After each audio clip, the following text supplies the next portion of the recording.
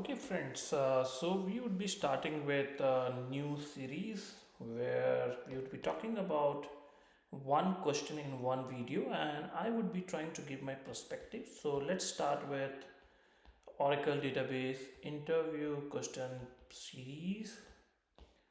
So the very first question for it comes even if you're like a 2 to 8 year of experience or maybe 8 to 14 year of experience is like what is your expertise in database architecture or database design. Okay, so based on the experience, either this group or this group, the expectation is that you need to know this. And so let's see how you can answer these and what are the things you need to include. So the first thing is like you need to mention that you have experience in OLTP and OLAP database system. Okay, so what is OLTP? It is online transaction processing. What is OLAP? It is online analytics processing. So this is mainly related with report generation. Okay, and this is mainly related with example, let's say amazon.com. Okay, so right, like you are having an the data from any website which is accepting transactions from an application which is running into an online transaction processing. Then you can speak about that you have skill in logical and physical database design. Okay, for SQL and NoSQL. You can mention NoSQL if you know it. If you don't know it, it is okay to leave, not it, but you should at least mention SQL. Okay. So what is the logical database design? So logical database design is like you got a requirement. Now you put a thought process and says, okay, this is the way I am going to design my database. Basically, this would be my table. Then this would be the connection with the view. This would be the procedure. This would be the trigger and all those things. So once you have a logical design, you go with the physical design. So physical design is basically query. So with this query, you're able to create what you design here, right? So that is what it's called. Then you can talk about data modeling. Okay, so what is the data modeling? So data modeling is all about how you design a table. So I'll give you an example. Let's say you have a two table. One is the famous employee table and the second is address table. Okay, now in this employee table you have name and address. Okay, in this address table you have address and let's say zip code. Now you see these two columns will have a similar data, right? Now if we store both of these, this same data would be consuming lots of space, right? Now with the help of the concept called normalization, I can refer a column which is here into this table via a feature called foreign key. Okay, so in a way I am not keeping duplicate data, correct? So this is called a normalization. So this is like a first normalization. So typically based on more complexity it go till five normalization. So basically like first, second, third, fourth and fifth. Okay, so you can talk about this data modeling. Then based on this you design a schema, right? So you can talk about schema design. Then you can talk about table design, what type of the table you would be creating, right? So there are different types of the table. Basically you create a table the same way. There is a difference in the way the data file has been created and in which table space you are keeping it, big file or like a normal, right? So that way you can define, and there is the use cases behind the scene in the way the data are being stored. Then in this table you can design an index, right? Then there is a strategy for it. Then you can have a view, there is a strategy for it. Then you have a partitioning strategy, right? Then you have these strategies, right? So for an example, a table contains 12 month of data, right? Each month 10k rows. End of year you have 120k rows, right? Now if I do not have partitioning, I'll be scanning 120k rows to find, let's say, 10 rows, but no partitioning. Okay, so logically I will having more time here, right? Now let's say I have a partitioning, I would be scanning 10k rows to find 10 rows, right? Partitioning, right? Less time. Comparing these two. Okay, so there is a strategy to design a partitioning, you can speak about that. Then you can speak about data retrieval strategies. So what actually it means that there are ways in which you could write your queries. So the whole funda is in the where clause, where you scan at minimum rows, and then from that at minimum try to capture what is required. For an example, if you find a way to not filter 500k rows out of a million rows to retrieve, let's say, 10k rows, instead you strategize to filter 100k rows out of a million rows, then retrieve 10k rows. You reduce your time because now you're not scanning another 400k rows. So there is a data retrieval strategies you can talk about. You can talk about sorting techniques. So basically what happens that you're storing a data instead of at the storage layer by logically dividing into a different locations or in a separate disk storage. So, but to make sure that when there are 10 people are coming and they are looking to retrieve a data, they would be routed to the right storage at the same time. So basically it is all about parallelizing the data retrieval from storage layer. So there is a technique to do it, and in most heavy duty systems, especially like OLAP, we need to have this strategy as one of the performance techniques. Now you can talk about that you have a knowledge about replication strategies. Here you can talk about logical standby, physical standby. Okay, so here you can have it replicated and read and write also in some sense. Here you just can have replicated and read only, no write.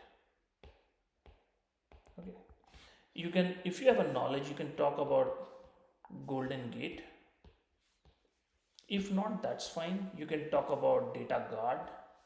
If you don't have a knowledge, no worries, but it is expected that you need to know it. Okay. Now, so if you cover these 10 points in your answer for this, it will put very good impression in front of the interviewer. Hey, this guy does have a knowledge because in all these 8 points he spoke about the different 8 steps for a database, which is the requirement. Then you can talk about user access management. You can talk about data encryption. You can talk about backup and recovery. So user access management. So what it means, like, I'm an owner of a schema. I have the full right to create a table, view, trigger procedures. Now there is a team member of mine who just need, or somebody outside my team need an access on those tables so that he do not have to recreate those. So I can give access based on the requirement for the fact that I just wanted to give a read-only access so that the person do not make any modification, right? So by doing that, I I'm controlling access by not getting my data compromised. Then I can have an encryption. So there are two kinds of the encryption you can have. One you can have at the storage layer. So what it means, like, even if somebody takes the backup of your data and try to restore into another system, and if the person do not have the encryption key, the person will not able to decrypt it. The other is, like, let's say you're using a SQL developer in your local laptop and you're connecting to a database instance on port 1521, sitting somewhere remote locations. So the data which is coming from the database server to your SQL developer is encrypted over the network, but that is not in scope of an Oracle database administrator. But these are the two things which is are of important criteria for anybody to connect. Then you have a backup and recovery. So in the backup, the main strategy is, like, you take a full backup once in a week, then you take an incremental backup, then you take an archive log backup after every 15 or 30 minutes, then you take a redo log backup, right? Basically not a backup, just you have to do alter system switch log files. And so I'll give an example. Let's say you have 10 TB of the database, and then on Monday 5 a.m. in the morning you started your full backup, which takes around 24 hours to complete, and it completes around 5 a.m. on Monday. Then there are some changes happen from 5 a.m. to 10 p.m. on the Monday. So at 10 p.m. you have an incremental backup which would take care of all the changes which has been done from 5 a.m. till 10 p.m. Then you have an archive log backup which is constantly happening for every 15 minutes. Then the same thing repeated next day at 10 p.m. on a Tuesday, which would take a backup from 10 p.m. or the time it took for those delta chains to complete for the Monday backup. So from there till 10 p.m. Then you have a archive backup for every happening every 30 minutes. Then on Wednesday, let's say your database crashed around 7 a.m. Now, in order to restore it, you would be needing a backup which was taken from 5 a.m. Monday, 5 a.m. Sunday till like 5 a.m. Monday, which is like a full backup. Then you would be needing a backup which is started on 10 p.m. on Monday, completed let's say by 2 a.m. on Monday, and then 2 a.m. on a Tuesday, and then you need to take a backup which was completed on started at 10 p.m. on Tuesday, completed at 2 a.m. on Wednesday. Then from 2 a.m. Wednesday till 7 a.m. Wednesday morning, there is an archive log backup. So combining these backup pieces, you should be able to recover your database. Then there are the recovery at the table level. Then there is a recovery at the table space level, right? So you can mention those. Then you can additionally mention if you have an experience about AWS, Google Cloud, or Azure, right? So if you have an experience working on the database like this, you can mention about it. Then you can also try to mention if you have a migration knowledge. So I would expect like when you have an experience between 2 to 8 or 8 to 14, you will definitely have done some migrations and pretty much you will have a knowledge about it. So you can talk about doing an homogeneous migration or heterogeneous migrations. Homogeneous is like Oracle to Oracle, heterogeneous is like Oracle to Postgres. You can talk about on-prem migration if you have done from Oracle to AWS Cloud, RDS Oracle. Then you can just conclude it by saying that you keep or evaluate database technologies based on the architectural requirement and the use cases. So if you try to speak in like these line length, right, you should be able to put a right picture in front of an interviewer where the person would be knowing, okay, this person has an in-depth knowledge, and the follow-up could be based on your experience level. So the 2 to 8 group of the people would be asked more about a simpler scenario. 8 to 14 would be asked more if they have something different or where they would have been able to make an impact. So in short, you can speak like this: to I'm a proficient in planning and evaluating database solutions that are scalable, secure, highly available, and fault tolerant. For example, choosing appropriate database approaches for different data models, relational versus non-SQL, data warehousing, replication techniques, sharding strategies, encryption methods. My experience covers both SQL and NoSQL database systems, including MySQL, Microsoft SQL Server, Postgres, MongoDB, Cassandra, Redshift, and DynamoDB. I'm familiar with the schema design techniques like normalization, indexing, storage optimization, and access path optimization. For cloud databases, I specialize in right sizing instances, planning real replicas, accessing serverless options, cross region RPO and RTO. I have knowledge regarding performance tuning, data structure, uses pattern, and query characteristics. In summary, I can analyze database requirement for new projects, help design appropriate relational and NoSQL schemas, recommend scaling techniques.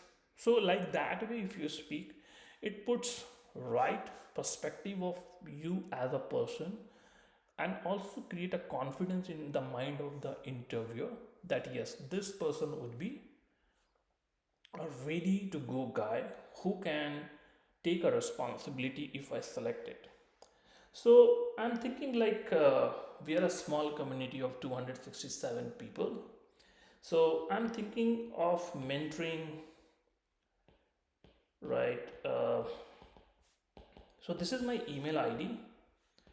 I I'm just like as an experimental basis, I'm just trying to mentor or like take some classes for 1 to 2 people and see if in a structured way I can help somebody to make Oracle database as their career by explaining them from my own experiences, clearing the doubt at the very basic level where the person can speak from no experience to an experience one.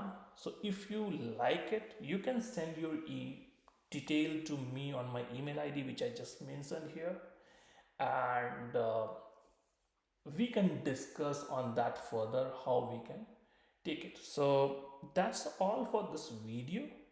So I'll come with another video, another question, and then in that I will be discussing another questions. So see you in the next video.